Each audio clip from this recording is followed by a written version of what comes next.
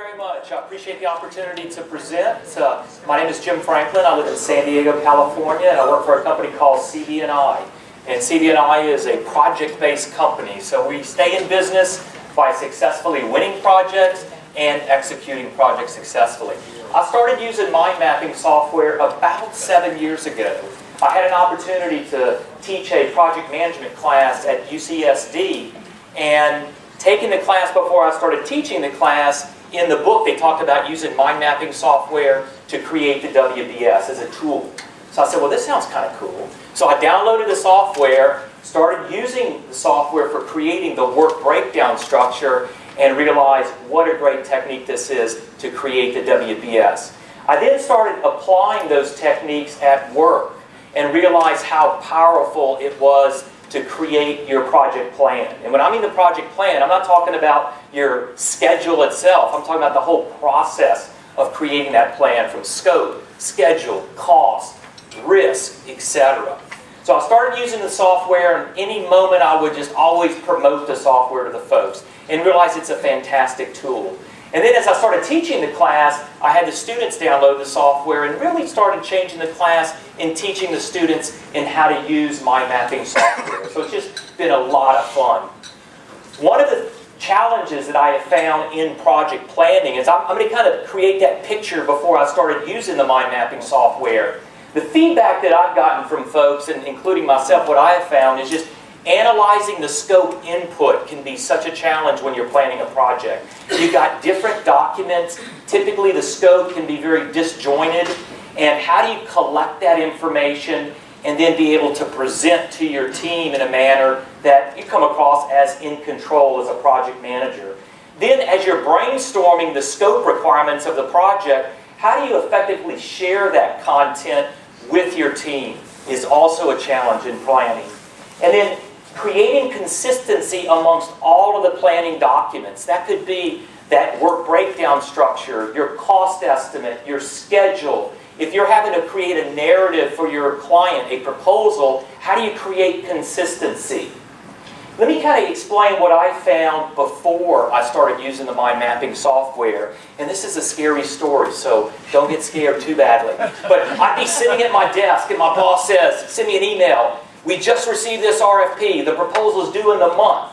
The first thing that would happen is that anxiety. Oh my God, I know nothing about this project. We get the team together. And the way we're organized is very functional. We have engineers and schedulers and estimators, and each one of them would start reviewing that scope input.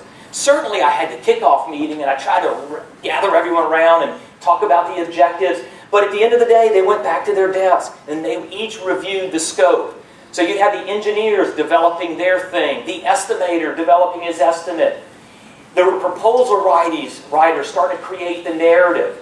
And at the very end, in a panic, you'd bring in the scheduler and say, we need a schedule. Well, right as we were putting this project together, the proposal, it looked like we had 5 different projects because they were so inconsistent. So as I started using the mind mapping software, I realized at the very beginning, I used the tool to collect information. When you first start planning a project, you have very little knowledge. As you start planning that project, talking to the experts, doing the research, you gain knowledge. And I'm using the map to collect that information. So why is mind mapping the best tool for project planning? These are some of the keys that I have found. Number one, you're analyzing an opportunity or a problem, depending on how you want to look at it. In our case, it's always going to be a statement of work. And that statement of work can be poorly written, disjointed. You may have a specific scope item on page 2, 5, and 10. With the mind mapping software, you can analyze that. I'll be showing some examples in the latter part of the presentation. We follow the PMBOK process. So it's very easy to follow those processes using the mind mapping software, and you never get out of the software. Many times folks are using different software to create the content for planning. That's where the inconsistency comes from. I mentioned this early. Centrally capture project planning knowledge. When you start planning a project, you're kind of dumb. You don't know very much. But as I mentioned, as you start gaining that knowledge, I'm using the mind mapping as a way to centrally capture that information. Brainstorm, collaborate, create. It really is a fantastic tool for that. I use 3 maps, and I'll give you an example of the 3 of these. One is a project planning map. I use that to gather content, export to create input for various project planning documents. Second map, the best map, is the WBS map, the work breakdown structure. This is your scope baseline and the foundation of your scope. Get this right, you got a good plan. You got a good plan, you can more than likely execute without a lot of crisis. And then finally, I'll create the project schedule map. And the software that I'm using with MindView, I'm able to add the predecessors, all of that logic within the schedule, within the mind map. So I never leave the platform to develop that project plan. And that has worked extremely well. I'll also touch upon some of the techniques that I'm using to teach the class at UCSD. I have a PinBox mind map that I use, and it's fantastic for presenting concepts and teaching. But let's go ahead and go right to the demonstration.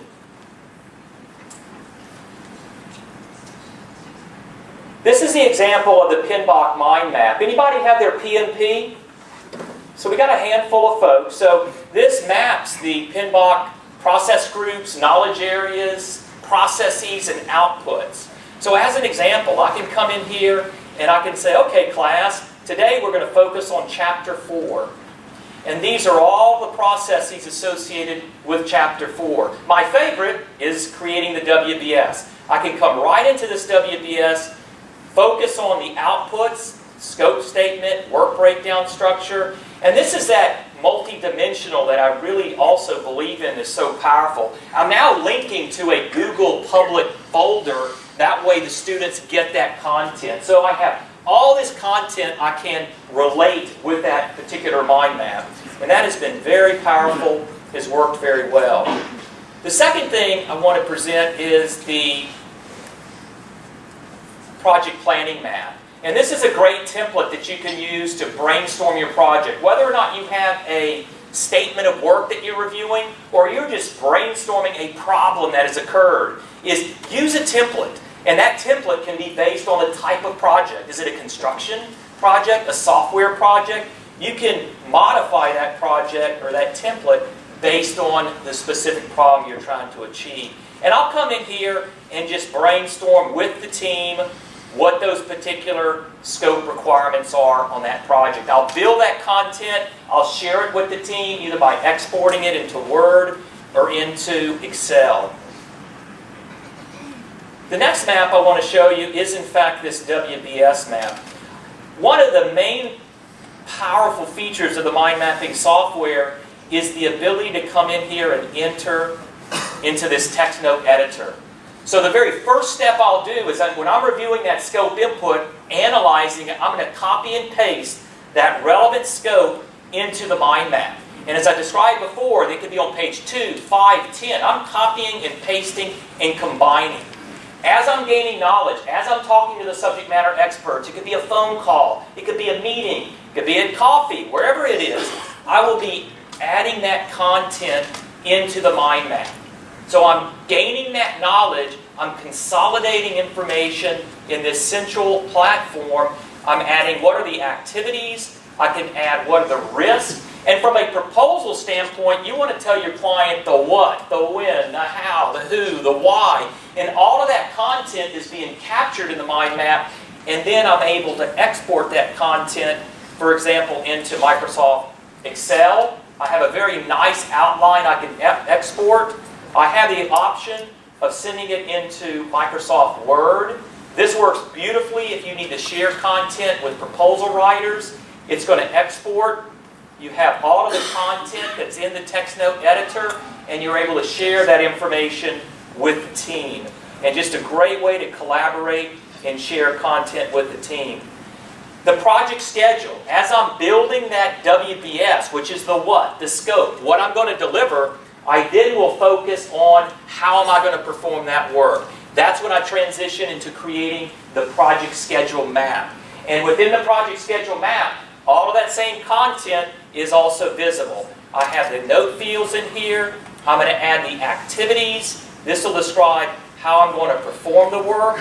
This is another example of the content that I've added into this project schedule map. This is my solar panel project. If anybody's interested in solar panels, talk to me after class. I'll give you some information. Anyway, back to this presentation.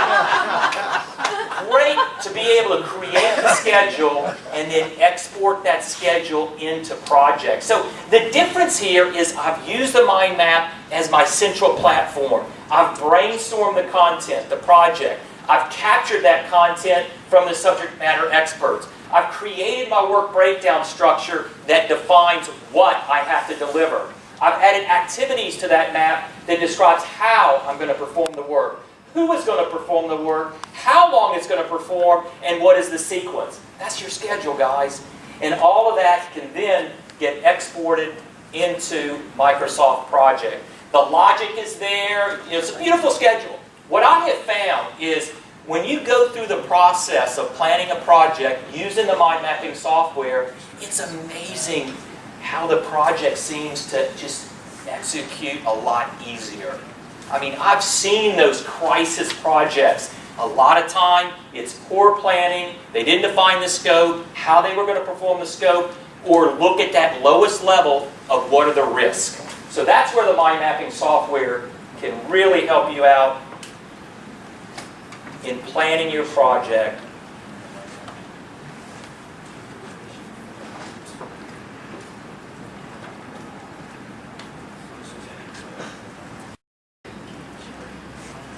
One other thing I want to mention, just to kind of overview template.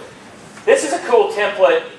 This is Carmen Gallo's book about how to create a presentation. And there's a bunch of things you should do in advance of the presentation. So what I've done is I've created a mind map that follows that. And at the very bottom of the mind map is, in fact, my presentation. So I could have very easily given this via the mind mapping software, but this is the entire presentation. So I'm going to upload this to Biggerplate, and that way you guys will have an opportunity to look at that approach as far as your next presentation. How much time do I have? 5 minutes? Okay, that's cool.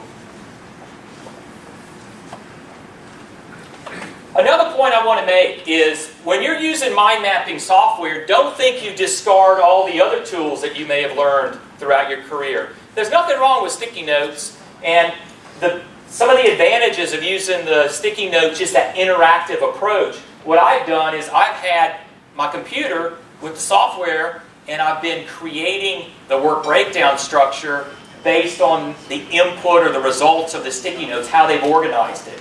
And that has been very powerful.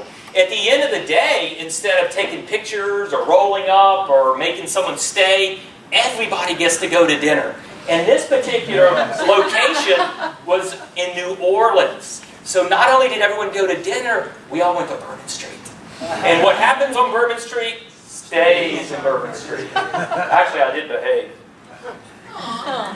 So, if you guys would like some more information, I know I was kind of quick. I usually have about an hour to do this. But if you'd like some more information, there's my contact information. I'd be happy to share the content with you. I'm pretty active now on Google+, where I've been learning how to use the Google Hangouts, which really is a free WebEx or GoToMeeting. And we'll spend about a few minutes of questions, if anyone has any questions.